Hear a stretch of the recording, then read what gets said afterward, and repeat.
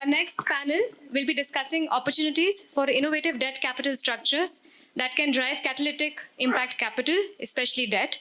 On the panel, we have leading impact debt providers, and the session will be moderated by Himanshu Sikka, Chief Strategy and Diversification Officer, Lead Health, Nutrition and Wash at IPE Global. We would also like to thank the IPE Global and the SAMRIDH Healthcare Blended Finance Facility for being session leads for this and the next panel as well. Welcome, Himanshu. So joining Himanshu, we have Bama Balakrishnan, Executive Director and Chief Operating Officer at Northern Arc Capital. Joining Bama and Himanshu, we have Sohini, Head Priority Sector Lending and Financial Inclusion at Axis Bank. We also have Ishpreet Gandhi, who is a founder and managing partner at Stride Ventures, a debt fund which provides comprehensive credit solutions to new age businesses in India. And last but not the least, we obviously have Abhijit Ray, co-founder and managing director at UC Inclusive Credit, an impact-focused non-banking financial company incubated by Unitus Capital. So thank you, panelists, for joining us today, and we look forward to hearing your views and experiences. What kind of debt structuring can help the early stage and impact-focused companies in the Indian settings? Thanks to Vineet for setting the stage so well through his presentation, where he laid out how impact sectors in the country are still at an early stage when it comes to debt financing. And the question that came during the later part, that what about early stage companies? So these are some of the questions that we are going to kind of try and address through this discussion. At SAMRIDH, we have been trying to bring debt structures, working with many of the partners on the panel, to early stage companies. And one thing that we often say is that we try to bring affordable capital to early stage companies. And a question we get asked is, what is affordable? And a reply that we have learned, probably we didn't know at the beginning of our journey, was that affordability means different things to different people. To an enterprise who is not getting any kind of capital, even 20% is affordable. And to somebody who is getting public sector funding, maybe 8% may not also be affordable. So that's the nuance that one has to deal with when it comes to debt financing. But it won't take much time, and maybe straight away get into the discussion. And we have Sohini, who leads part of the leading private sector bank in the country, Axis Bank. And from the perspective of the social sector, if we see the country's policy landscape, priority sector lending has been at the forefront. But at the same time, we see that most of the banks end up paying huge fines every year for not being able to meet the targets. So from your perspective, what do you see are the biggest challenges when it comes to PSL lending? And where are the new ways of countering or managing to be able to finance that? Thanks, Himanshu. Very happy to be here to be on this panel with everybody. So priority sector lending is fairly mature in this country, given that 40% of our ANBC must go there. But what happens is that when we look at the sub-segments which we need to lend to, there are some where the banks are doing fairly well, and we are able to see good traction in that. There are others where most of the, at least the private sector banks, and let me talk from the perspective of private sector banks here, are finding it a bit of a challenge. And those sectors are mainly to do with the MSME sectors. That is one piece, and the other piece is the small and marginal farmers and the non-corporate farmer sector. So these are the two sectors where more action is required, and that is where a lot of the blended finance facilities which we are talking about come into play. We've seen that microfinance, for instance, is a fairly mature sector in India with a reasonable amount of funding, and while the requirement is also immense. At least we know that there are certain structures which are working well here, and the banks are all engaged in this sector along with NBFCs and MFIs. But when we come to the micro sector, and specifically after all the changes which have happened with respect to guidelines, etc., there is a requirement for us to look deeper into the sector. And I know that there is a reasonable amount of play which is happening, especially in healthcare and education, from a lot of the DFIs and funds which are there. And these are priority sectors even for the government. And we've seen enough policy which has which has come in specifically as a response to COVID. So healthcare is a segment which looks to be on a good growth path, and we see at least like a 8-10% CAGR which will continue, and specifically for diagnostics, which will see even higher rates of growth. So you're aware that we are working with you on SAMRIDH, for instance, to ensure that both debt capital as well as grant funds can can have a multiplier effect on ensuring that funding to the sector is enhanced. So that is a positive, and we are seeing reasonable, good profitability, lower leverage in at least the bigger players in the hospitality sector. So M&As, etc., are likely to be happening. So that is a sector which is growing well. We're very bullish on it. Education, on the other hand, I think there is work which is required, because at least almost 30% of this is informal, right? All the coaching classes and the test prep centers, which are a huge part of like a 12,000 billion rupee industry. And and not enough may have been done there.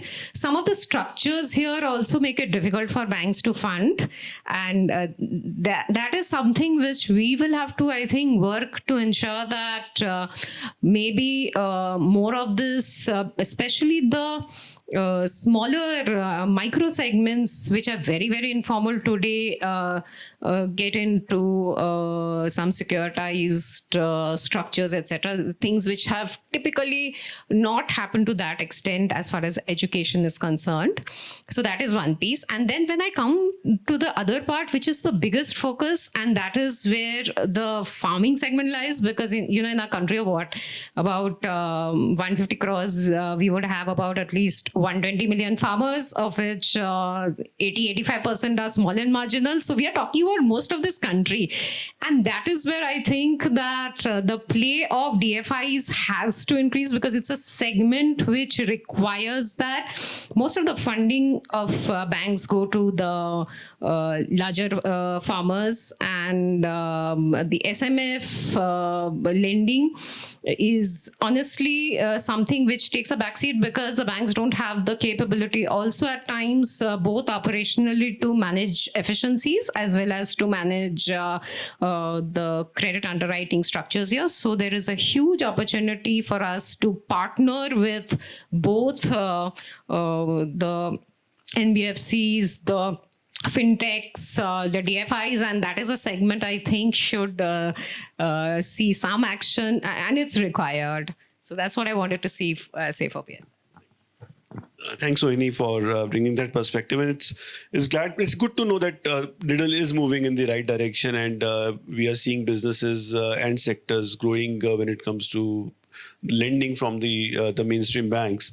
And you rightly pointed out that in many ways, some of these sectors do require involvement of DFIs and blended solutions coming in, so that more can be done by the banks and things can be further mainstreamed. That maybe, Bama, coming to you, Northern Arc has been kind of pioneers in mainstreaming structured finance transactions, specifically in the impact sectors. So can you kind of elaborate on a couple of structures or which you feel have worked better in the Indian kind of a market scenario, which Sohini also referred to, than others, and what have been your experiences around them? Thanks a lot, Himanshu. Delighted to do that. I think just as a quick nugget, Northern Arc has, looked at facilitating access to underserved segments for about a decade plus. I think cumulatively we've raised over about $13 billion for underlying sectors, predominantly microfinance, MSME financing, affordable housing finance, used vehicle financing, which is largely targeted towards small entrepreneurs, and some segments like agri, supply chain financing. If I kind of reflect on what worked well for us in this journey, I think it's a little bit of what Sohini described, which is kind of building specialized understanding of these underlying sectors and working through partnerships.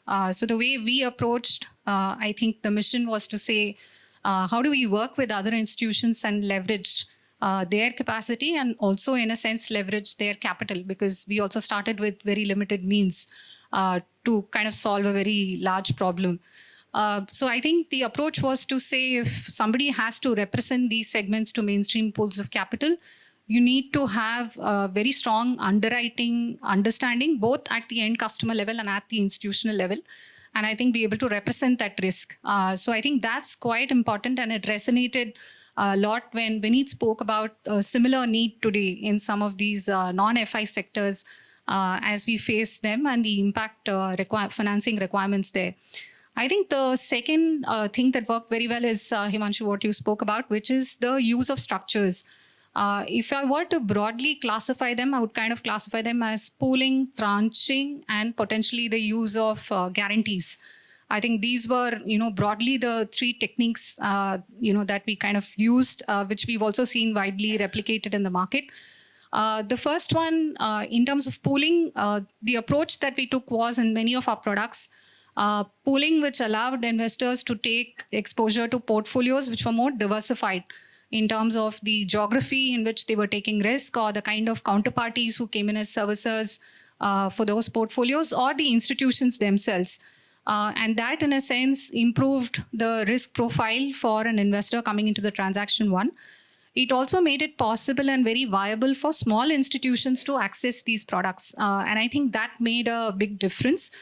Because as, for example, investors observed performance of portfolios or institutions as part of a larger transaction, monitored them, experienced the quality of risk that they delivered, they then built comfort to start working with them bilaterally, independently, and start doing more. And I think that was a stepping stone product that proved to be very valuable. So we've done this across both on and off balance sheet structures, securitization transactions where we pooled portfolios, as well as let's say pools of loans or pools of bonds, which we placed. I think the second clear aspect that came in was tranching, and which is, where we also need to recognize that there's a need for risk capital that is comfortable assuming those tranches of risk. So for instance, investors who are willing to come in as mezzanine investors across these transactions, which then provides the senior investor with a slightly higher degree of risk protection, also, while staying compliant with the guidelines. That's one. Second, in many cases, I think there were a combination of roles. So in many cases, Northern Arc was ready to come in as a mezzanine investor in the transaction and also provide portfolio monitoring support through the life cycle. And we see a similar approach adopted by a lot of market participants today. I think the third piece, which is sort of similar to how you think about tranching, is the use of guarantees. And I think we've seen recently seen very successful examples. I know we'll speak more about this later, but I think both guarantees at an institutional level as well as guarantees at a portfolio level have made a difference to the ability to access deeper pools of capital. So to give you one example, about a year and a half ago, we placed close to 300 crore plus pooled bond issuance where we had BII come in as an investor for 6 of the large MFIs in the country, with a partial guarantee that came in from Northern Arc, which was also designed to ensure that there was incentive alignment because we worked with them through the process. But it also gives, in the structure, BII has conferred that if any one institution were to default, the guarantee would actually cover that exposure in entirety. So that gave them a degree of comfort to come into the transaction at a time of significant uncertainty in the markets. And difficult times in terms of actually doing in-depth onshore diligence. So these kind of guarantee structures, I think, make a difference to the kind of pools of capital that you can bring in. More recently, we had the example of the PCG bonds that happened, in the Indian market. I think this is a fairly effective product. Now, the constraint here, of course, is the ability of institutions to provide these kind of guarantees. With sort of linking back to the earlier conversation, do you have enough investors who kind of understand these underlying segments well enough, have the capability to kind of monitor them once they've assumed the risk, and can therefore act as catalysts for this entire process. But I would say those are 2-3 product variants we've seen. And I think the other one, which is again often used in the market, is a tranched fund structure. Although more recently, I think we've seen some pushback on that, and I'm not sure how far that's going to continue.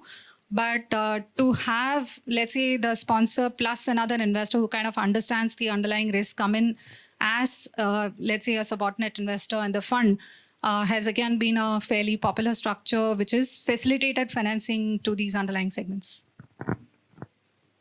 Thanks a lot, Bama, for laying out that 3 kinds of structure about pooling, tranching, and the guarantee structures. And definitely tranching is something which has been globally tried and tested. Somehow in the Indian scenario, things are changing. And as you rightly said, we don't know how long it can continue. But there would be definitely scope for still offshoring those structures and taking them forward. But maybe because you already spoke a bit about guarantees, if you can kind of go deeper into that. You have been doing guarantee structures with a number of DFIs, including ADB and all. So what has been that experience with working with the DFIs, and what has enabled Northern Arc over and over again do those structures, and how has been the experience when you deploy those guarantees in terms of the success rates and default rates, etc.? If you can shed some light on that, especially in the impact sectors. So I think the way we kind of thought about and designed the guarantee partnership with ADB, for example, is at that time, I think the on-ground presence access that ADB had to smaller financial institutions. A lot of the participants in the program at that time were much smaller than they are today. And the environment was also fairly uncertain. It was right on the back of the AP crisis that the program was done, which is particularly notable. So I think what Northern Arc was able to bring to the table essentially was an understanding of these entities, the ability to provide the right data and monitoring on the ground, not just at the stage of initial investment, but on an ongoing basis, including field risk monitoring. And that's something I think that ADB as a partner valued.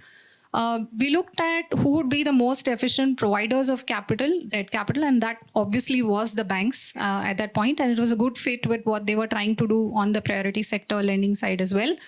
From the bank's perspective, a partial guarantee from ADB meant that the risk weight becomes significantly lower, and overall on a blended basis, the risk-adjusted return for the product became better.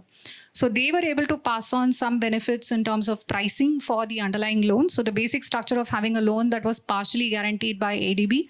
We also had a sliver of guarantee that came from Northern Arc, also from the perspective of incentive alignment, right? To make sure that when we were working on the transaction structuring and arranging the deal and so on, there was also skin in the game from our side.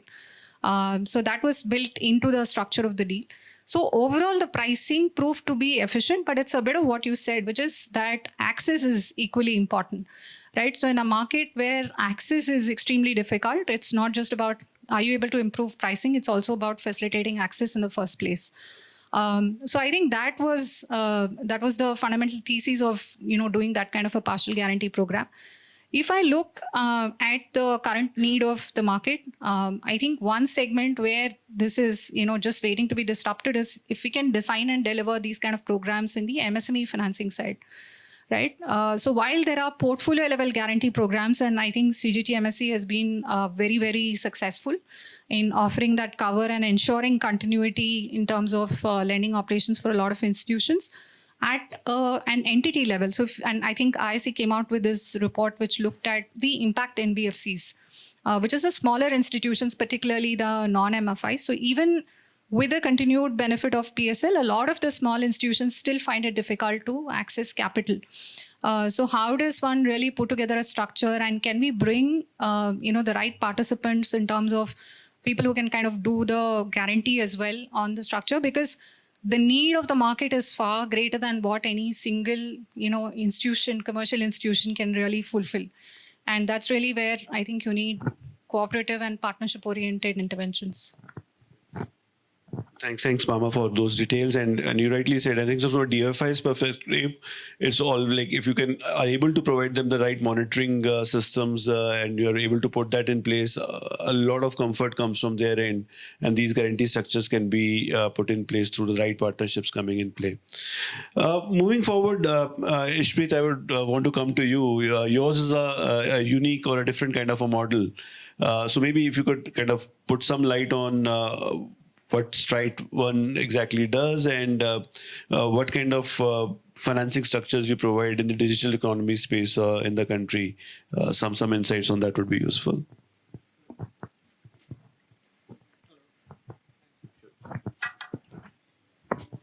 Hello. So, thanks for inviting me on the panel. First of all, our way of looking at impact investments is slightly different at Stride. So while Bama spoke about what Northern Arc has done over years in terms of inclusion, and Vineet touched upon the fact about how debt can play an important role at, I think there was a question from the audience also about early stage companies coming in that purview. Look, our fundamental thesis, how we built Stride, and it came out from Stride Ventures, is that the new age economy in India, which possibly will count as 1 trillion in the next 3 to 5 years, will require its own financial institution, which will result into a lot of inclusion. And interestingly, if we see at the ground level, what government is speaking about is a lot of consumption, is a lot of reliance, self-reliance on domestic production. What all of this results into is having an institution which is focused towards working on the new age businesses and beyond them in terms of their economy. So fundamentally, Stride One, the whole element and the thought process has been that how do you fund MSMEs, individuals who are dependent on the new age companies in various legs and predominantly following the cash flows. So hypothetically, or giving instances in terms of the portfolio we have. So if an agriculture company, for example, Resha Mandi was there in the panel prior to us, does silk value chain, the silk value chain and taking an understanding of that business requires a lot of financing products. And each and every business is dependent on finances in direct or indirect manner. So the entire ecosystem works on the weavers, the farmers, reelers, and then the end product which gets sold to the consumer. Possibly the financing is involved at every layer, starting from the person who's at the farming level, going into the production of the eggs and then ensuring that it carves out the original silk product over a period of time, and the weavers who have been involved in the transformation. That's a case in point.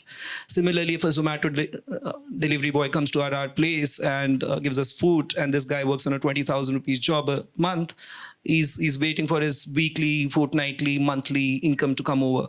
How you can fund that under Stride One, that individual who comes to your doorstep. And it passes on, right? You name the sector, we'll tell you the instances. The good thing is, new age economy, there's a lot of disruption happening, and that's real. When we went deeper into the B2B commerce players and understood the legs of manufacturing, you would not believe how many MSMEs came out in terms of asking for that trade-linked financing, which sounds so obvious. Till the time you're comfortable on the underlying anchor in our case, which are startups. So Stride specializes in funding startups, and that's what we've done under Stride Ventures.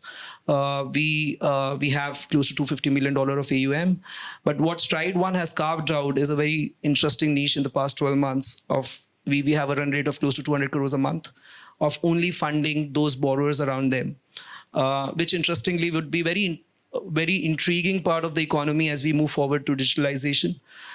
Because the fact that every manufacturer or every trader want to come online and try to enable their products. And if you've got the cash flow sorted, if you got the trade sorted, there can be a financing unlocking at every stage. So we're already working with a lot of impact investors. And interestingly, we have not gone down and sourcing them directly. We are following them to source these people. And that's where I think we work very closely with Northern Arc. We work closely with Vibriti. We have a lot of impact investors now investing into us. So that's where Stride One stands. And we truly believe that that economy of interesting mix of non-individuals, MSME, SMEs, the production guys, and individuals, whether it's in consumer sector. We are interestingly doing a lot of structure on offline sales for some of brands like My Glam Sugar, and similarly online D2C brands who are trying to get their products online while tying up with manufacturing. It's getting replicated across sectors. So that's what Stride does in a very summarized manner. Happy to answer any further things. Thanks, Ishpreet. I think that gives a very great flavor to the kind of panel we have, from the traditional financial institutions, banks, to a new age focused financier. And that's again much needed, because the spending patterns and the consumption patterns of the new age companies, as well as the people around the ecosystem, is very different, and their financing requirements is very, very different. So what you say looks really great for the startup ecosystem in the country. And we hope that it takes the Make in India story much, much more beyond. But coming to you, Abhijit, like Unitus has been a well-known player in kind of arranging commercial capital for early stage companies, impact-focused businesses, etc. But you've now set up, you see, inclusive credit. So what has been the genesis behind that? And like Ishpreet mentioned, a particular gap that they're trying to fill. What is the niche area or gap that UCIC is trying to fill? No, thank you. It's a pleasure and privilege to be in front of you all. See, we are a small institution. I'll talk a bit about the gap, but I think the market is so large in India. Even if we have 20 more new institutions coming up, still we'll be only scratching the surface. So coming to the genesis, why we did this, I'll take you through maybe a 2-minute story of what Unitus Capital, when we started, what we looked at. It was very clear a case that businesses will have to come in because the way the venture capital industry was growing. And the focus of global investors in this market was tremendous. Whether you call it a government policy, whether you call the awakening of youth to entrepreneurship levels, wherein you will see that every engineering college has an incubation center. Every engineering college today is producing a lot of entrepreneurs. So I was super surprised that I went to a business plan competition. Second-year students, they came out with demo models. I mean, unbelievable that a second-year student talking of a demo product, and not only that, they had a financial model ready. So India is changing, and I'm talking of this about 10 years back. So when we started Unitus Capital, what we looked at is, yes, the capital guys have the best of people with them. They had the IIMs, the ISBs, and Yale and whatnot. Where does the entrepreneur face a problem? They know how to build social businesses. They know that. They have learned the problem by doing it themselves and then finding a solution for the large market, right? So we thought that we bring a skill to take these entrepreneurs to the market, in the sense, the capital market side. And public market in India is very difficult. So why not try to crack the private market? And with that intent, when we started, so initially it was very difficult to explain to the entrepreneurs that what is the difference between equity and debt.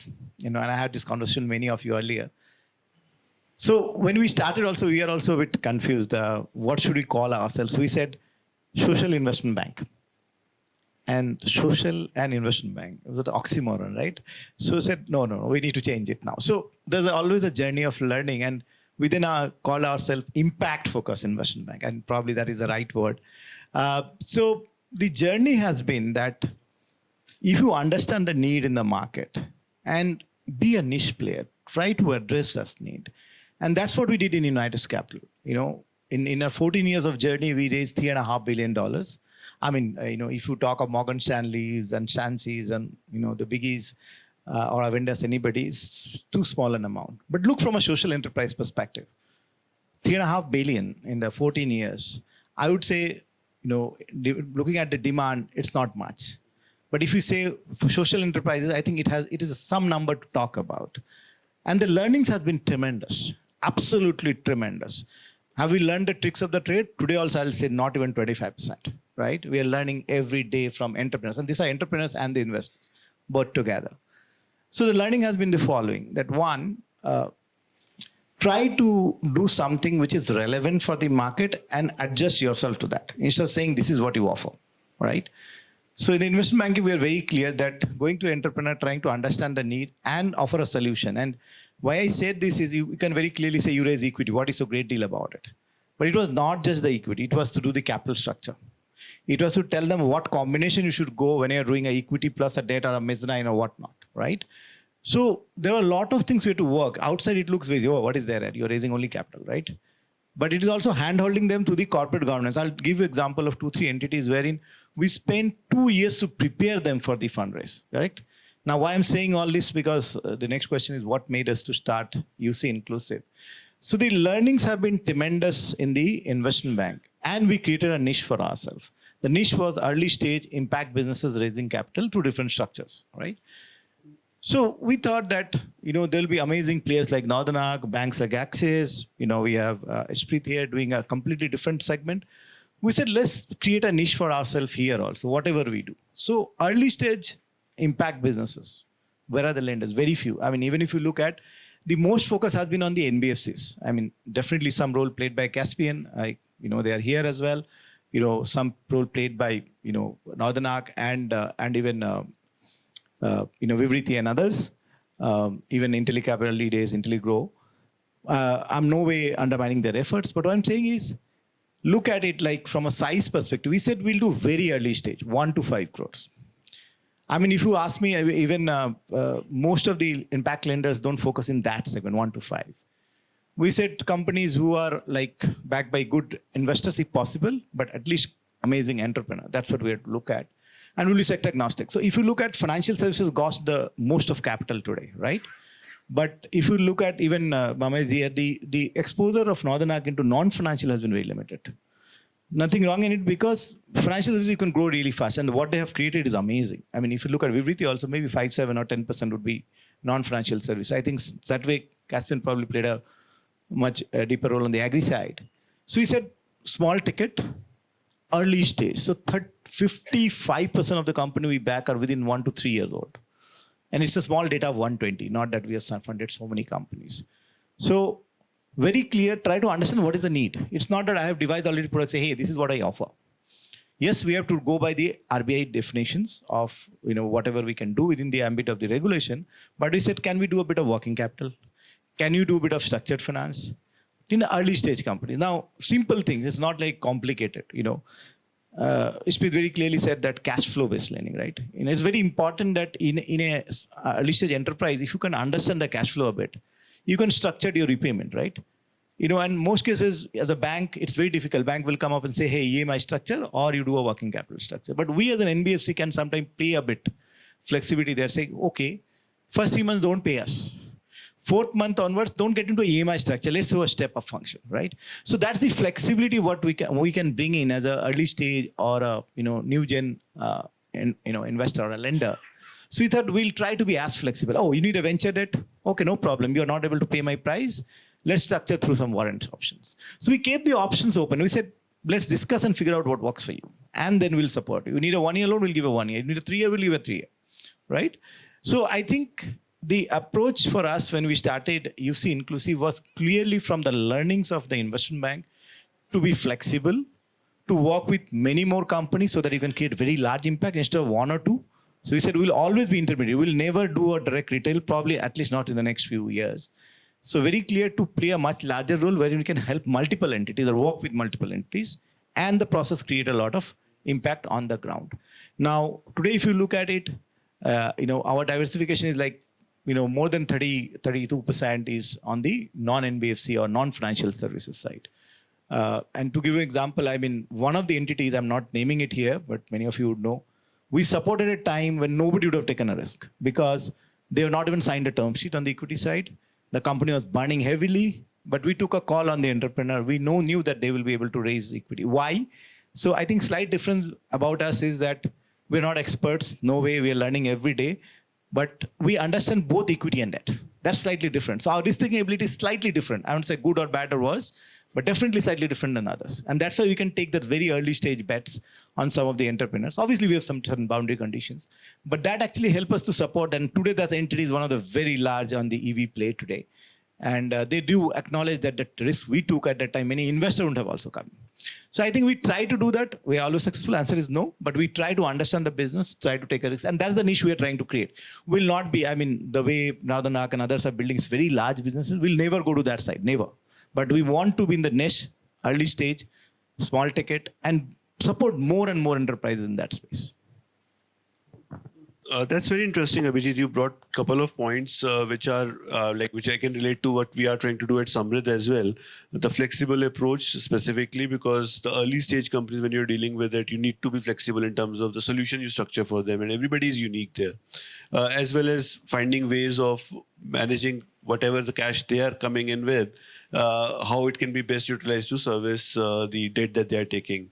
So those two approaches are very, very critical. But how do you then scale this kind of operation? I'm not saying scale in terms of increase the ticket size, but scale in terms of reaching out to more and more enterprises. Because as we also grow, we also are facing the same challenge, that how can we still retain our flexibility when today we may be funding 30 entities, but tomorrow it will be 100 or 200 or 300. So how to maintain and how to scale in that kind of, is there a possibility of templatizing things, or do you see certain instruments working better than others and thus take those forward more? No, this is the same question I'm getting from my investors as well, and right question actually, to say that how will you scale it? Still, my view is simple here, that certain things have to be templatized. I call it is productize the service.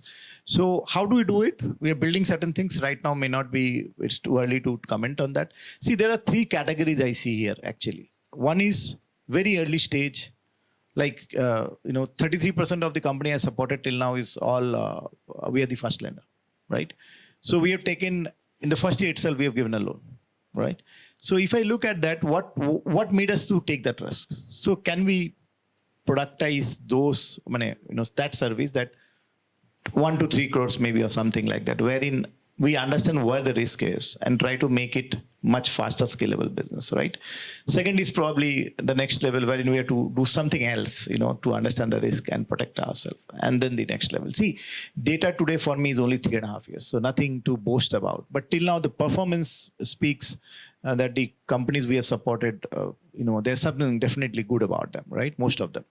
So I think we'll have to test this model further and see what else can we do to make this service much more productized, so that scalability is much easier. But can we go into a 10,000 in 3 years? Answer is absolutely no. And no, we are thinking on those lines. But can we build a 3,000 to 4,000 crore in 5 years? Probably yes. Thanks, Abhijit.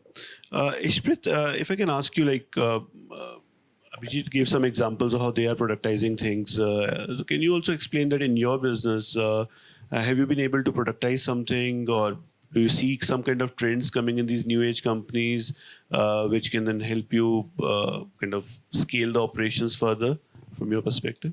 Yeah. Look, and it's a relevant question from the perspective of scale as you build a larger institution. Broadly, what we have done is bucket is overall, we have just categorized it over a period of saying that what segment the companies fall in. Is it the B2B trade? Because there are a lot of, within B2B now, the basket is very big, right? You have textiles, you have manufacturing, you have some bit of agri, logistics, right? And then you have consumer side. You have, then there are a lot of companies, as he mentioned, on the EV sides, which have started coming in on the startup landscape. So since we've analyzed close to 2,000 startups in the country right now, we know that what kind of scale the right gross margins and contribution margins should come in at what time of the company. So whether first to third year, what scale of monthly revenues are the ideal gross margins in this trade.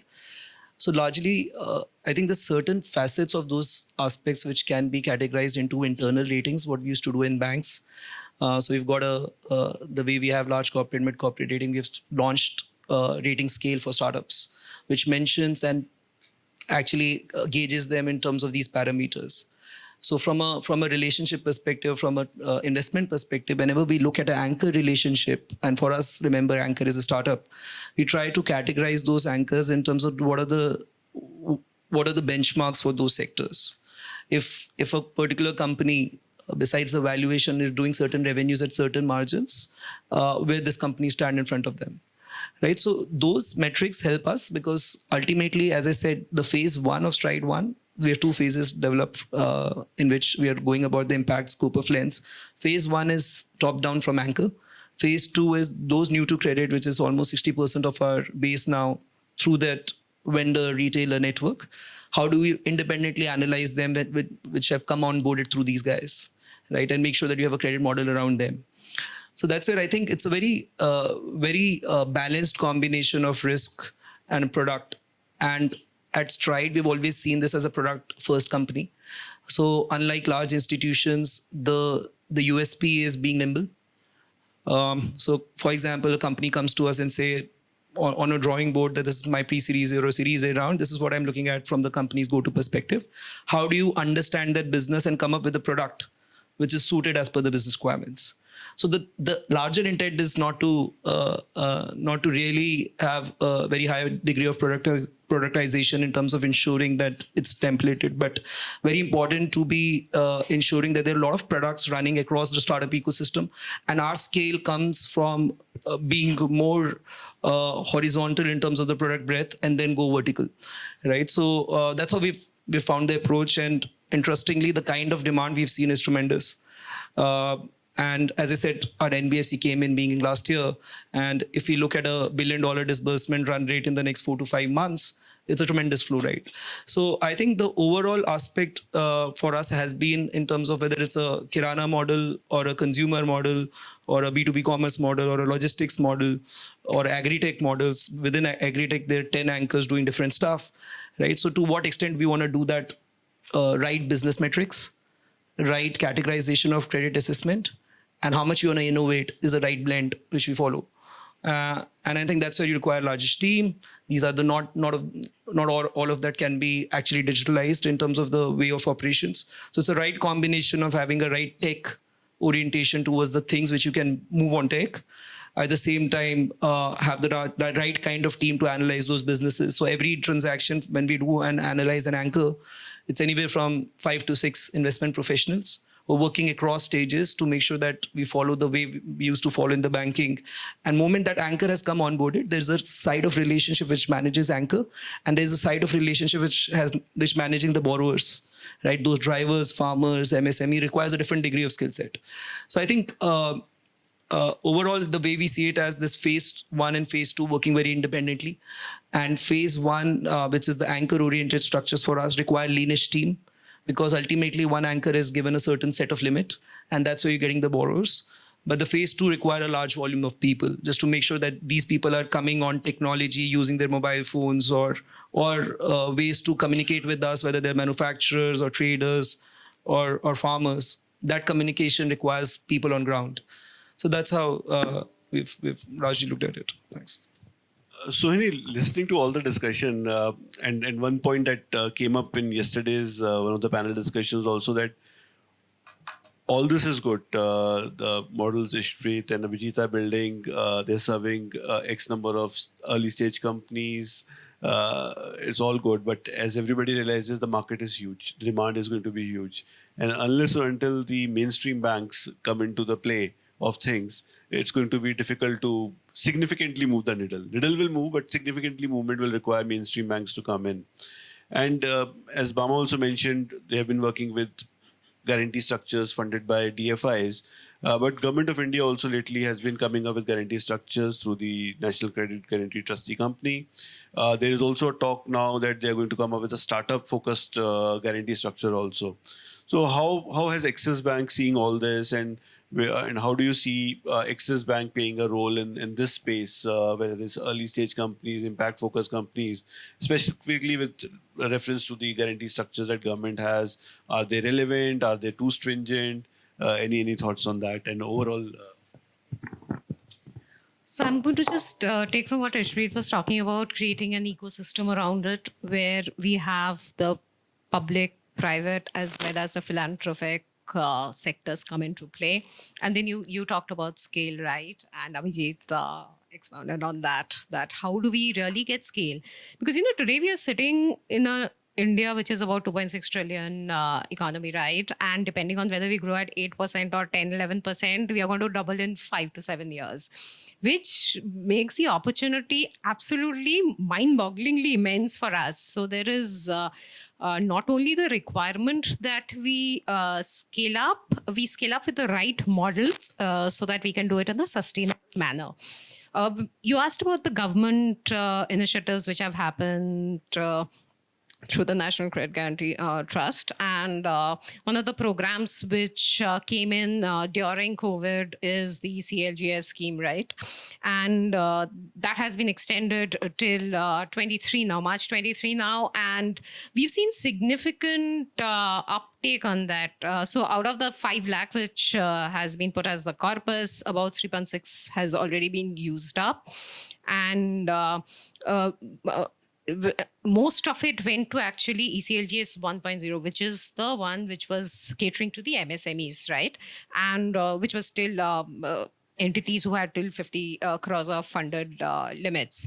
It's very interesting to know that over 80% of that actually went to micro enterprise.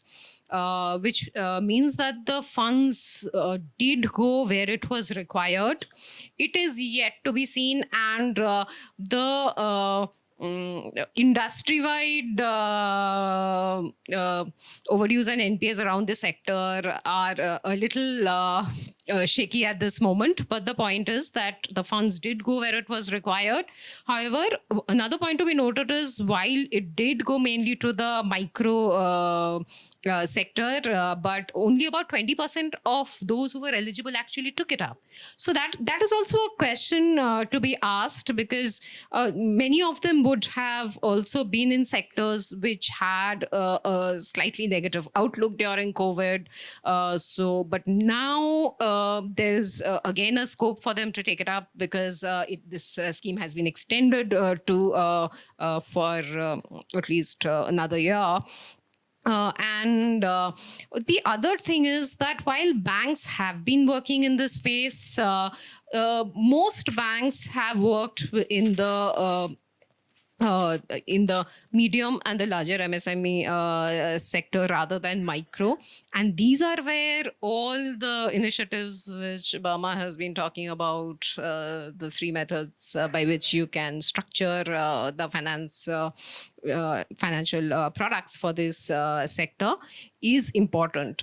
And not just that, I mean, banks have also been doing their bit themselves. It's not just that the government has been working on this. There have been other initiatives by the government also, right? Because the COVID healthcare and also the other COVID affected sectors, we've had initiatives which have been put in place. So the government has worked on it. And somewhere I think between the CGTMSE and the ECLGS, there should be a happy medium which comes out, which will help us tide over the next few years, because this is not something which where the plug really should be put back, because it's obviously a major requirement. But the banks themselves have been working on it. For instance, even at Axis, we have like ESG policy, which is like board approved. And last year we raised 600 millions of the 81 bonds. The 81 bonds have had a shaky past in the near future, I mean the recent past, but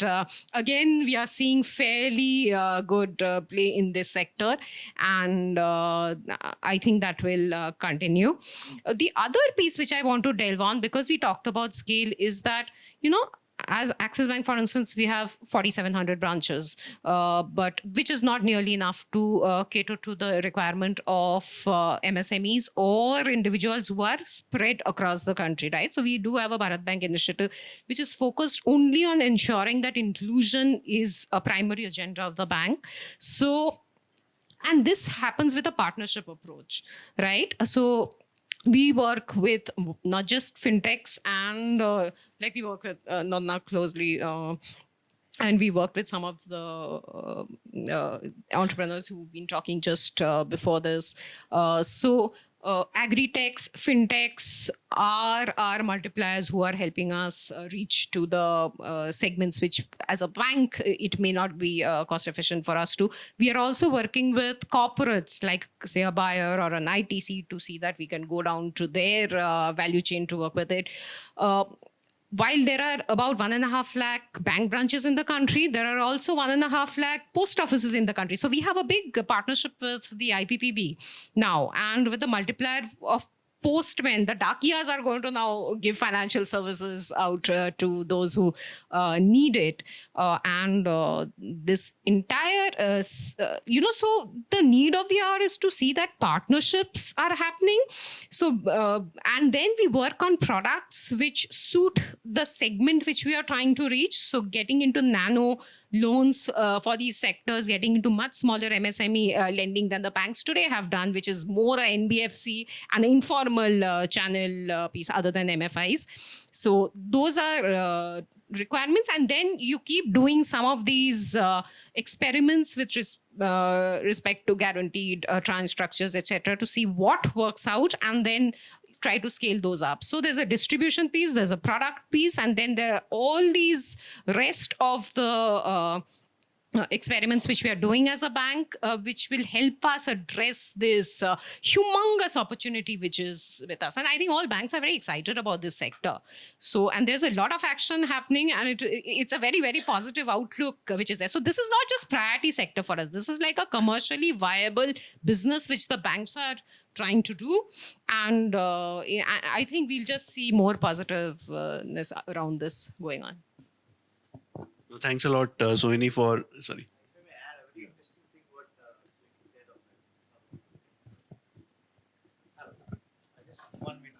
But I think, see, what has happened also, if you look at it, and Axis is no exception as well. Axis gave a term sheet to take a stake in Basics way long back, right? So what does it mean? I mean, banks want to get into an equity stake also to understand the business. See, being a lender is different than being an equity investor. Allow you to look at it like ICC today invested in fintechs and also MFI. They have in micro, they have, Midland, they have a fintech called ePay Later and all. So what they are trying to get through that is not only that there's exclusive business, obviously business would be there, but also getting into the institution to see that whether at some point they can go much deeper or not. So microfinance, it has happened. See, priority sector definitely helped. So I think the one is the directed approach. If priority sector wouldn't have been there, microfinance would have grown the way it has grown. So that's one big thing that has happened. Now, moment we do it for education and skill. See, NSDC, what the good job they did initially. Think of it, it was brought under priority sector. Today, the skilling industry would have gone into a different league, right? So somewhere the impetus or the push could come through a government-directed initiative. Somewhere the banks see that there is a business potential, what she was talking about, and go deeper. So I think these are happening. It's a question of a bit of timing, probably. Abhijit, just to add very briefly to it, like we have an equity stake, for instance, in the CSC channel, right? And which has helped us immensely to do an experimental approach to this segment. And I know there are 4 lakh channel partners who are waiting there, who have started giving us absolutely supremely exciting results. So we know that, this is a working model, and it helps us a lot. No, thanks, Sohini. Thanks, Abhijit, for those encouraging closing remarks that things are moving in the right direction for debt financing, and possibly what Vineet showed in the presentation earlier, probably a couple of years down the line, we will see a different picture. And maybe the debt stream at IIC will get the main ballroom and not the smaller room down here. So hoping for that. Maybe we just have time for 1 or 2 questions if anybody in the audience has.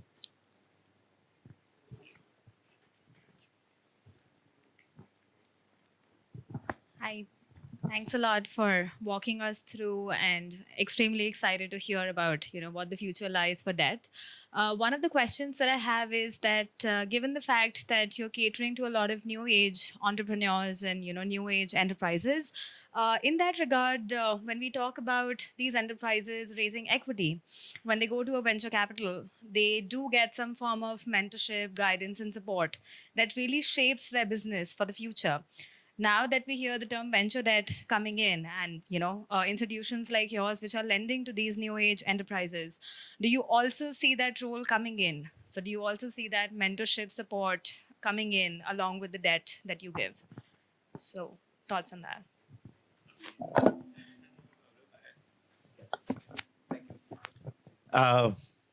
People will, I don't know how they will react, but good that you have a very positive way of saying this, that every entrepreneur gets mentorship from investor. It's not always true. So I'm definitely opening up a hornet's nest if I say this. But see, the one thing to be understood very clearly is everybody, whosoever is investing, whether debt and equity, has a reason to do that. Reason means if they are doing equity, they are looking at a return, and they need to see whatever they need to, provide input as. So some of the models, if you look at, has operating partners. What does an operating partner do from a fund perspective? They come and work with the management to really change things or make things efficient, make the business much more, I would say, resilient to changes, and then grow it in a certain manner, right? So, but not all equity funds have operating partner model, right? So it depends. Some, in many of the funds, you will see they don't even come as a board member. They are there as an observer. I mean, so every investor plays, I would say, different role depending on how they look at the entrepreneur. Even some entrepreneurs don't want to be guided so much. They know their stuff. They want you to only bring in capital and give a guidance at the board level, but not come and work on the operating side or mentoring too much on that, right? So the concept that it will be always mentoring may not be true, right? I'm not saying it doesn't happen.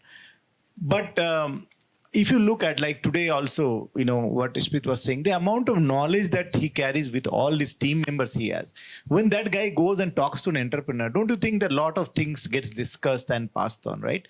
See, mentorship can be looked at a very structured approach, can be looked at a very unstructured approach also. And today we feel also, as a lender, we add a lot of value. Is it just the fund? Answer, no. We just don't provide a fund. When he talks to us, we understand him. We try to see what else can we bring. Say, assuming somebody wants guidance on, what type of structure they want. Even if we can't do, we can guide them on that, right? So mentorship can be looked at in different ways. It could be mentorship on capital structure. It could be mentorship on your business. It could be mentorship for your team as well. And every entity brings separate value to the table, right? As a lender also, you could add a lot of value.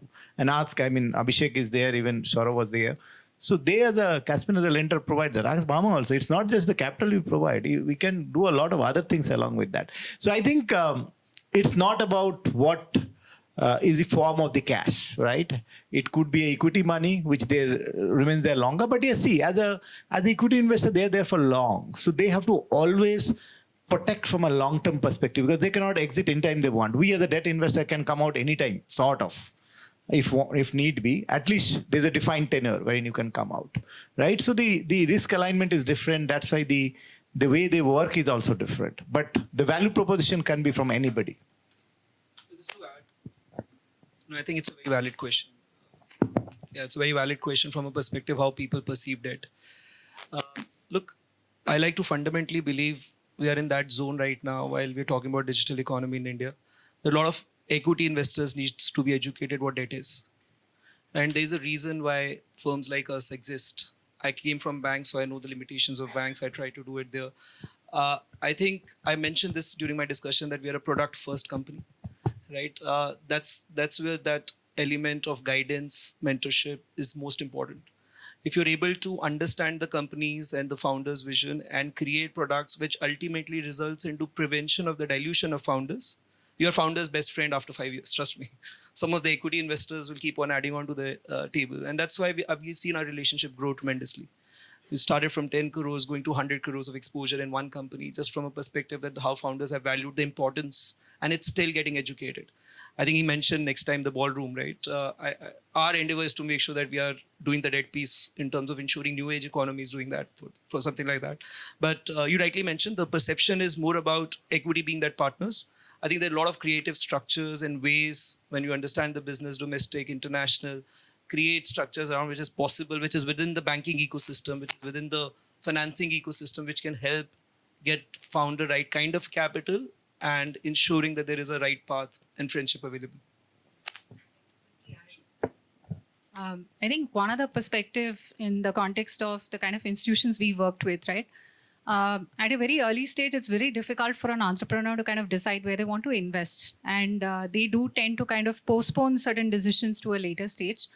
But very often that level of institutional investment is required with some vintage for them to access certain pools of capital. Right. So, for example, when we work with some of the smaller NBFCs, at what stage do they start putting in formal governance structures, independent governance structures? or the quality of the external, let's say the auditors they're working with and so on and so forth, or their own internal audit mechanisms, very simple things, their investment into the right tech, etc.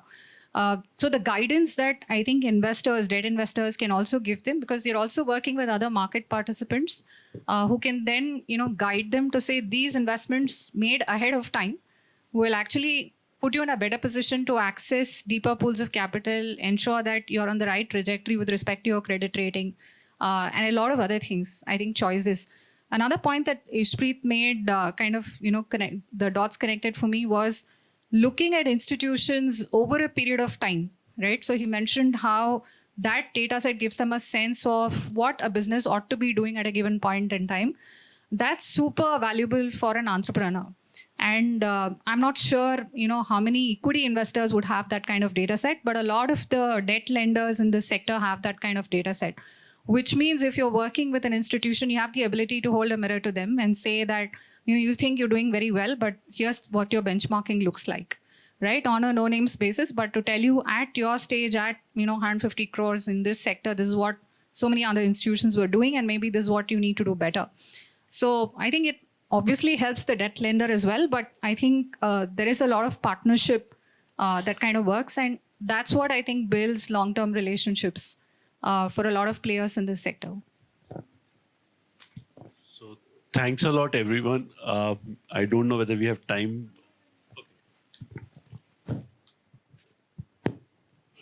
So I'll just refer to the last comment made in the previous session by Vineet. And we've covered quite a bit on the early stage entrepreneurs and startups, which is rightfully so, and they get a lot of attention. But there is also a significant number of organizations who would probably in their second or third generation, and a lot of innovation might be coming in, and they might be trying to pivot. Whereas on one hand, they might not be comfortable taking on equity. My question is whether that segment is also on the radar for the debt capital to be plowed in, and what about those set of organizations?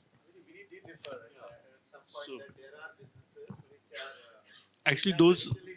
But they are changing, because changing in the sense that second generation or the third generation now wants to use technology and other things to change. And I think, see, for a lender, it doesn't matter as long as they get comfort around the founder or the promoters, the management team, and the business is good. It doesn't matter if it is equity backed or not. Even see, all of us are here. You check. The more important is the business, the people behind it. Even if they are 1 year or 5 year, it's more about the fundamental of the business. So if we are fine with that and the entrepreneur is good, it really doesn't matter whether equity investors back them or not. Even in our case, I don't think, I would say 35% of the companies we back, there is no investor. Doesn't matter actually.